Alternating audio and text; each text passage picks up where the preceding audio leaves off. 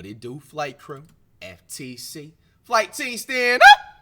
Take notes on this lesson because March is now in session. Crime Reacts back at it again. You out there doing that dirt, man. Stop while you ahead. You said you was going to stop already, man. It's 2025. You see the new technology that's out right now? You really think you're going to get away with it? You really think you're going to get away with everything in 2025? Find you something that you're passionate about, that's legal way, and keep it pushing, man. They coming after all y'all, man. It's 2025, man. Technology's getting better by the day. Dad realizes his daughter is actually a killer. Check it out. Dr. Sandy. Who is it? My mom! This man has just been told that his wife has been murdered. However, he never could have expected that it was his daughter that was responsible. What happened? Your wife and daughter got into an argument. She's going to jail forever. Wife's dead. I was too. On March 3rd, 2020, Ohio police responded to a 911 call at an address in Akron and found Brenda Powell on the floor of her kitchen with 30 stab wounds in her neck. Her daughter was in the house at the time and told police this was a home invasion turned brutal murder. But even though Sydney was injured as well, there were still questions left unanswered. Now, obviously, it's not going to be an excuse, but I want to know, like, what was the hidden backstory, bro? Like, one thing, now, obviously, both of them are obviously still like terrible and just gruesome to do, you know what I'm saying? Whether if you know what I'm saying, pop somebody, but like if you definitely stab somebody like that, especially that many times, bro, 9 times out of 10, most of the time it's extremely personal and they've been wanting to do something to you.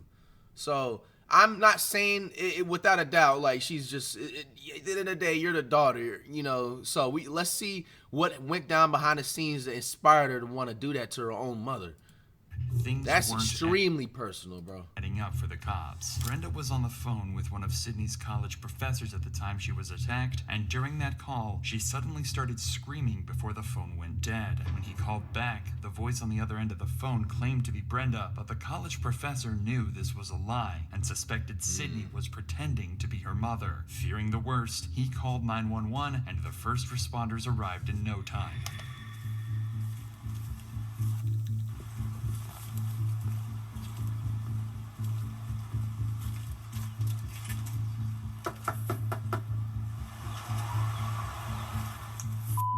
This scream, combined with being called to the location, is enough probable cause for the police to forcefully enter the home. And this is what was waiting for him when he walked inside the house.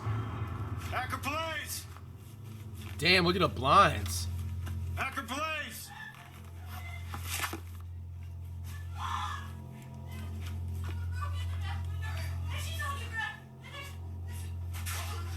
Where's your mom at? Right off the bat, you could just kind of hear like the fake, like fabricated story the daughter's trying to, like, you know what I'm saying, explain.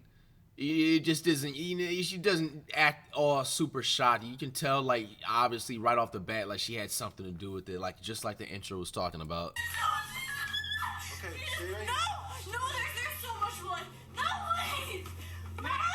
Man, She's recording now. No. Stop. Oh, we gotta figure out what's going on. Can you sit down? R9, get that 32 rolling here quick. We got a female down, blood all over the place. Sergeant Smart, you just got a crime scene. Take her outside. She's big blood all over. I don't know. She's brutal out. Secure the scene. She looks like a 22.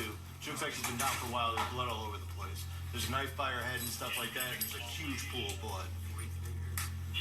No, I think she just walked in on it. There's a broken window in the back. So if you can just put up some crime scene tape. As soon as AFD gets here, they're going to pronounce her, I'm sure. It turns out Brenda hasn't just been stabbed. She's also been hit over the head with an iron skillet. Damn. Her injuries are so devastating that her life hangs in the balance. Hold on, we got to figure out what's going on. Come on. Is she gonna be okay? Come on. The fact that you were sitting up there trying to, like, you know what I'm saying, is she gonna be okay knowing that you did that, like, like, bro, people are crazy, dog. But like I said, we need to see the backstory, like, what happened, like, what made her do all this? I want my dad. Huh? I want my dad. What happened? What's going on? What's going on? We heard a bang.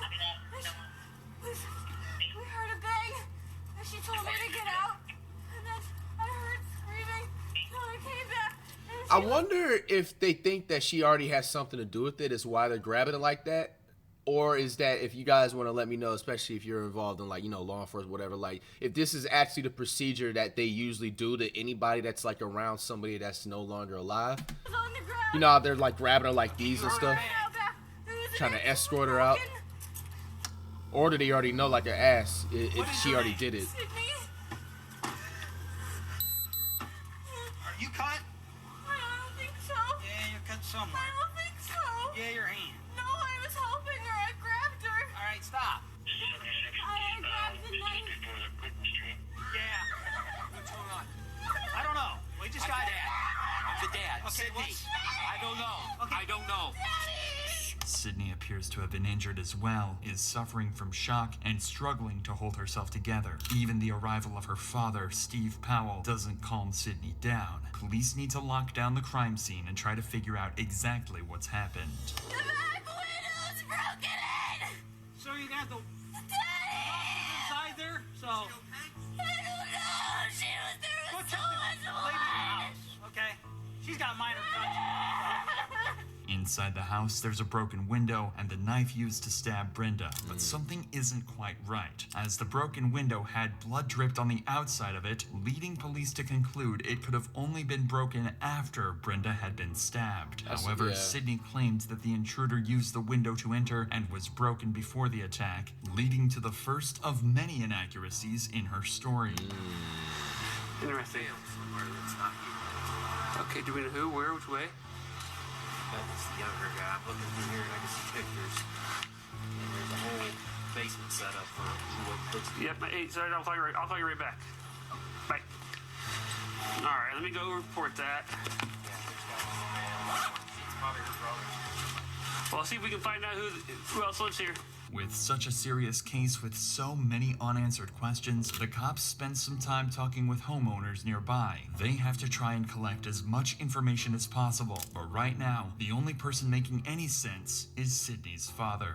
Okay. Do you live here, sir? Yeah. Okay. That's my wife and there's my daughter. How old's your daughter? She'll be 20 in March. She's 19 today. Is she coming out? No, not yet, sir. Just can't hang out. Sydney, can you tell me what happened? Huh? Sydney. Sydney. They ain't playing, bro. There's about like 7 troll cars lined up. Yeah, that's him right here. I can hear him.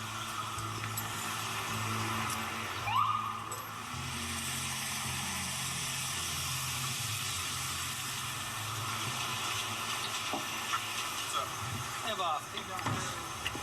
While trying to piece this puzzle together, police speak to Steve Powell and one of Sydney's friends down at the station, in the hopes that they may be able to help them shed some Smiling. light on exactly what happened.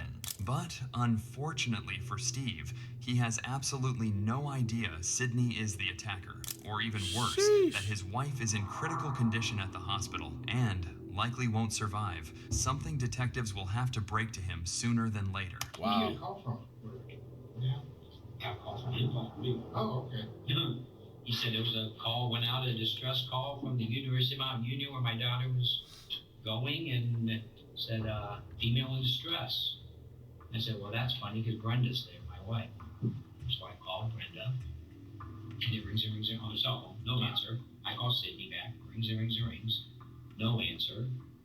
I call Brenda back, ring, ring, ring, no answer. I'm pacing around. I call Chief back, and I'm on the phone with him, telling him there's no answer. My doctor calls me back and said, oh, Mom's on the phone with Mount Union. I said, well, cops are on the way. And she went, there's been a break-in, and she just started going off. She said, what? She said, there's been somebody broke into the house. There's blood everywhere. She was hysterical and crying. So at first, when you talked to her, she said that your wife was on the phone about the Yes. And as soon as I said, cops are on the way, the hysterics started. Is she still attending? Well, as far as we knew up until today, yes, but apparently not for the last, I don't know, maybe couple weeks. What Sydney hadn't told her parents was that she'd been kicked out of college weeks before this happened, and had been lying to them ever since. But she did tell her Damn. friends, including Lauren, who lived in the same dorm. Damn. We understand that Sydney was your roommate at Mount Union? Yes, she was for last year and then this year until she left. And so you've been friends ever since your freshman year at St. B? Mm-hmm. Go over each other's houses, everything like that? Yep. Well, she started off in exercise science freshman year, her first semester, but then she didn't like the classes, so she switched over to psychology and sociology, but then she didn't really like that, so this year she switched to education, and then she didn't like. Side note, like, education is supposed to be a part of school. How can you switch over to education if you're in college? Like that either, and that's one of the reasons she left, is because she really couldn't find what she liked. I think she struggled in her classes. I don't think her grades were the best, but she didn't really tell me that because I wasn't really struggling. I think she kept a lot of stuff hidden because when we were just talking or with our friends, she always seemed happy. Like, she seemed okay, like I said, I couldn't tell until the end where she was kind of just like struggling and she kind of was sad and just like, Lauren, I don't know what to do. I think she felt like everybody around her kind of had figured out what they wanted to do and she hadn't. Establishing Sydney's state of mind leading up to the incident will help detectives find out if she simply snapped or if this was premeditated. The issue is, Sydney is going to claim that she actually has no idea what happened throughout this entire case. In fact, she's going to base her entire defense on the fact that she blacked out and even claim insanity using this. This means the cops still have no solid proof that Sydney is the guilty party, but they're starting to discover she was hiding secrets from just about everyone. Well, I know she's had anxiety for a while, but I think those this last semester, like starting coming back in January, is when it really started, that she was kind of more like upset because she really didn't know what she wanted to do. Like, my friends and I were worried for her because we didn't know what was going on because she didn't tell us, and like, Lauren knew something was wrong and tried to help. At first, she had no reason to doubt her and was as supportive as any friend could have been at a time like this. But even Lauren grew suspicious of Sydney's evasive behavior. I could tell she was getting more upset, like more sad. And I told her, like, I'm here, like, you can tell me I'm here for you. If you need anything, I'm here. But she never really opened up until she was leaving and saying that she was struggling with school and that she was kind of trying to figure out what was going on, and that's when I started to try to help her. Let's talk about this. You're her best friend, and I know this is difficult, but tell us about her relationship with her parents. Her and her parents had a really good relationship. Like, her mom and her were best friends. Probably, like, they did everything together. Like, one of the reasons she went home was to be with her mom. They were always close. She never said anything bad about her mom. She never ever talked about having an argument with her mom. Like, I can't recall every time she'd be going home, she's like, I can't wait to see my mom. Or when she goes home for weekends, she'd be like, oh, my mom wants me to come home so we can hang out and like watch movies. And she loved being home. By this point, Sydney is becoming wrapped up in a lie that she's going to struggle to escape from. But instead of owning up, she decided to make out as if college just wasn't working out for her and tried to convince her parents that they could save a lot of money on college bills if she left to pursue other things. What's going on? And now comes what she goes, I'm overwhelmed in school, and I don't really like what I'm doing, and it seems like it's a waste of my time and your money. I said, well, but that's all part of it. Nobody's going to tell you you need to do what you're doing when you're 20. You need to figure it out. But that's not what she told her friends. So when she's talking to you about, the problems she's having at school, did she mention that she tried talking to her parents? Yeah, I know she definitely, especially when she left, she talked to her mom about leaving. They kind of made that decision together to leave Mount. Like, she told them that. Lauren's suspicions were proved to be right, and Sydney was lying to her friends. But at the same time, she was also... Especially when she left, she talked to her mom about leaving. They kind of made that decision together to leave Mount. Like, she told them that. Lauren's suspicions were proved to be right, and Sydney was lying to her friends. But at the same time, she was also lying to her parents, who knew nothing of her problems at college until they received a phone call from Sydney's professor. So Steve and Brenda began crisis talks to find out exactly what was going on with their daughter. So I went back, I called my wife on my daughter's phone. She picks up, she was working down in Children's. And she goes, what's wrong? And I basically told her, I said, you know, I'm in Sydney. I think the reason we can't get on is because she's unenrolled. She hasn't been going to school. Sydney became wrapped up in two sets of lies. The story she told her friends and the story she told her parents. Failing grades aren't the end of the world, and any parent would support their child through such difficult times. But it seems she thought her parents would be mad and couldn't bring herself to tell them she'd been asked to leave the college. Yeah, we asked her she was doing, and she said she was good. Like, she acted like what we would see as normal. Like, she was laughing, she was having fun. She said she got jobs, because she worked at the Akron Rubber Ducks. She worked there for a couple seasons, so she was gonna go back there.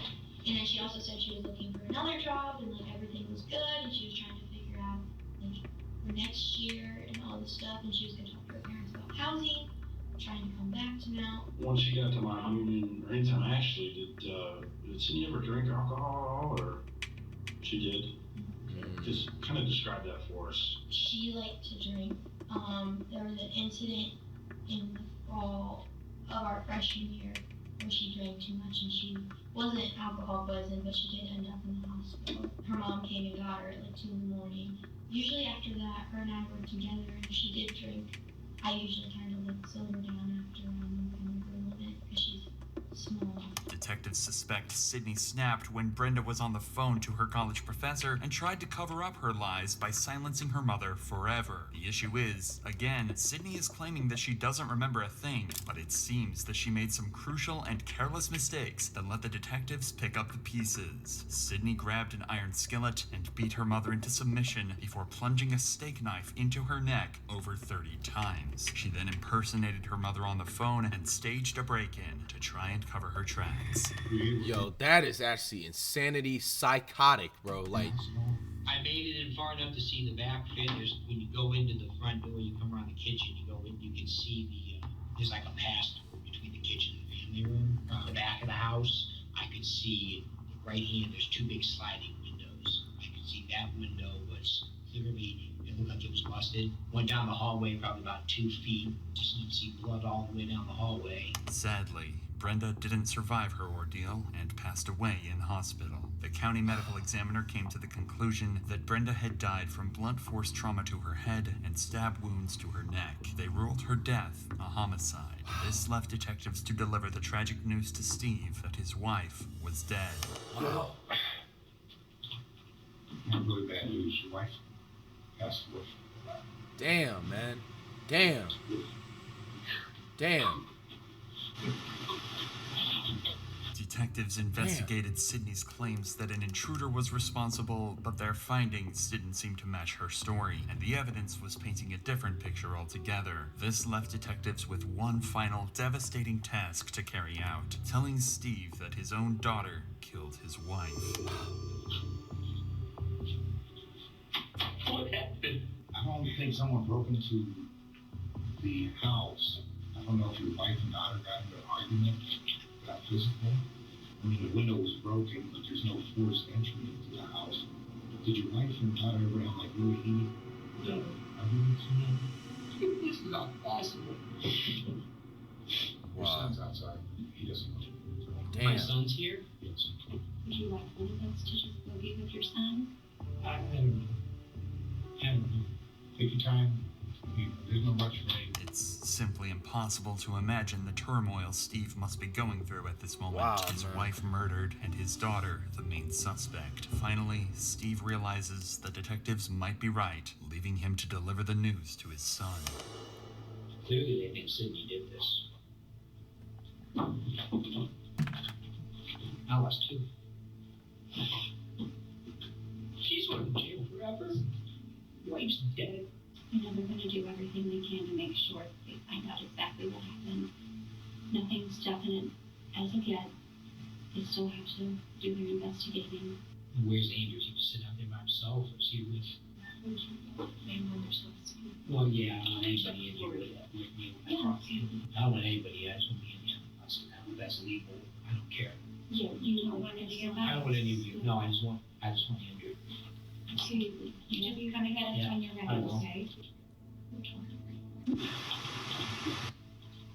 You ready? Damn, this is rough, bro. They don't know. They haven't told me. They're investigating. Sydney was arrested and charged for the murder of Brenda Powell. She claimed insanity at first, saying she had almost no memory of what happened, including hitting Brenda with the cast iron skillet and fatally stabbing her. The jury didn't believe Sydney, and she was found guilty on 2 counts of murder, 1 count of felonious assault, and 1 count of tampering with evidence. Sydney Powell was sentenced to life in prison with a chance of parole after 15 years. Why she shouldn't get no chance after, but whatever. She getting life, man. Now, this entire story is just honestly absolutely sad, man. I wanted to wait until the end of the video, honestly, because I didn't want to be yapping all throughout the video and stuff like that.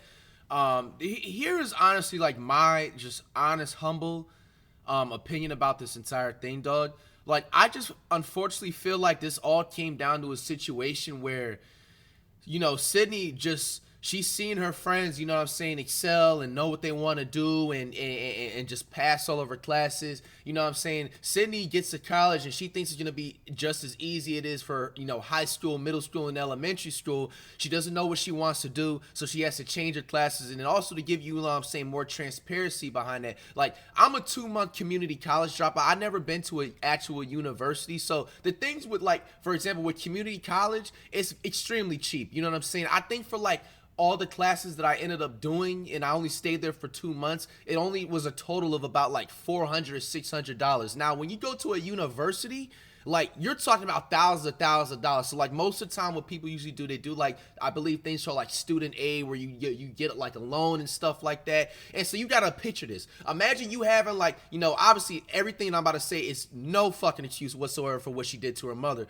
But you're in college and you're at an actual university and stuff like that, and you're sitting up there paying, you know what I'm saying, thousands of dollars, all right? So you're sitting up there changing classes that you don't even have interest of doing, and you have to change those classes. That's more money that's coming out of your pocket. And on top of that, when she changed the classes, she didn't even end up liking the classes that she ended up changing to, and then she, on top of that, wasn't even having the best grades. You know what I'm saying? So, like, in Sydney's mind, when she's sitting up there probably, like, seeing all of her friends that she's known for a long time excel in college, her roommate excel in college, you know what I'm saying, pass and get onto, like, the right track, you know what I'm saying, to, like, doing whatever, this and that in life, and she's sitting up there slowly, like, realizing, like, damn, like, I made a mistake, like, because, you know, at the end of the day, let's be real, college isn't for everybody. Sydney probably came to realization, like, damn, like, college isn't for me. I could have maybe gone to a trade school. I could have learned how to do hair. I could have learned something else instead of, like, feeling like wasting my time over here and stuff like that. You know what I'm saying? Their own parents are sitting up there spending, like, their money and stuff. She's probably, like, freaking out and having all these anxiety attacks, thinking like, oh, like, her parents are gonna be thinking like the worst of her and stuff like that. And we also probably didn't get all the information that we needed. I'm pretty sure, I highly doubt that her and her mom or her dad ever got in an argument when it came to stuff with school. I want to assume, which, like I said, what I'm about to say, it still doesn't give no excuse for what Sydney did to her mom, but I'll definitely want to assume at least a couple of occasions her parents were probably, like, applying pressure on Sydney, or, like, pressuring her, like, hey, like, you need to be on your stuff for school, like, there's no way you shouldn't be passing these classes, like, make up your mind, this and that. So she's probably, like, feeling the pressure, like, damn, I gotta come up with a decision, I gotta come up with a way to, like, pass these classes and excel in college, and then, like, you know, impress my parents and stuff like that. And then by the time probably, like, she got home and she was, like, with their mom and everything like that, after, like, she was already, like, you know, technically flunked out of college in a way, Sydney just probably, like, snapped. She was just like, damn, like, I feel like I'm a failure in life. I feel like I'm not gonna go nowhere in life. And I honestly just humbly feel like Sydney just took all that anger out and having fear, and that she didn't think that she wasn't gonna be anybody in life, and just took that out of her mom, unfortunately, man.